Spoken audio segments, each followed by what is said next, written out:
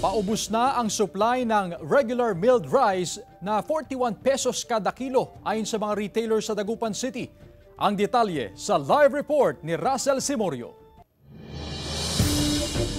Russell?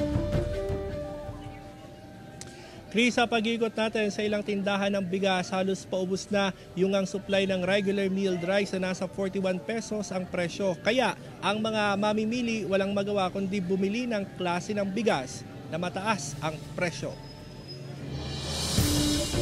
Hanggang 2 araw na lang ang natitirang supply ng regular milled rice na nagkakahalaga ng 41 pesos kada kilo sa pwesto ni Mang Amante sa Malimgas Public Market sa Dagupan City. Pahirapan daw ang pagkuha ng supply ng murang bigas. Kung mayroon man, hindi raw maganda ang kalidad nito.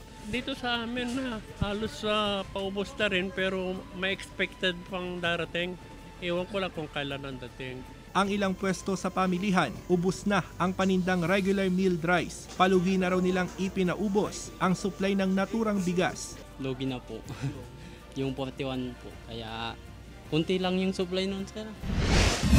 Nag-umpisa ng mamahagi ng 15,000 cash assistance ang DTI sa mga micro-rice retailers sa Ilocos Norte. Sa datos ng DTI, 39 na rice retailers na sa mga pamilihan ng Lawag City, Batac City at Bayan ng San Nicolas ang nabigyan ng ayuda. Inuuna ng DTI na bigyan ng assistance ang mga rice retailer sa mga malalaking pamilihan habang nagsasagawa rin ng profiling sa mga rice retailer sa labas ng pamilihan. Ang ano natin ngayon, kung paano natin mahahanap yung mga nasa labas ng mga public markets. So syempre alam natin na sabog-sabog na yan kung saan ng mga barangay. Nananawagan ang mga rice retailers sa labas ng mga public market sa agarang ayuda para sa kanila.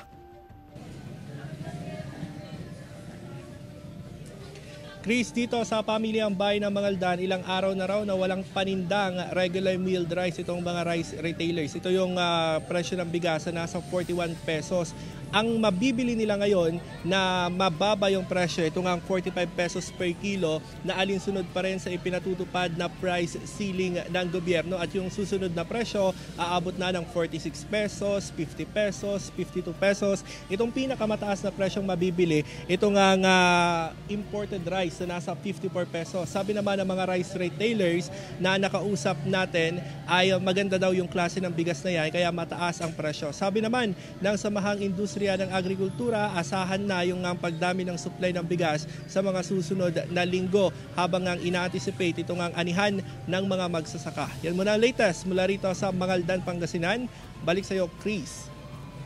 Maraming salamat, Russell Simorio.